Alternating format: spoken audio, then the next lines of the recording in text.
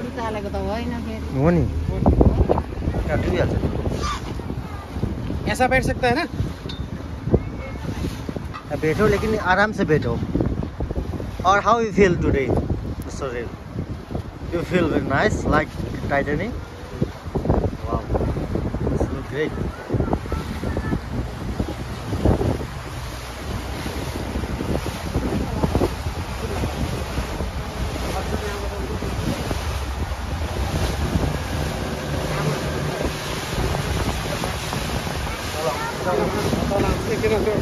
उगार्नु हुँदै हुन्छ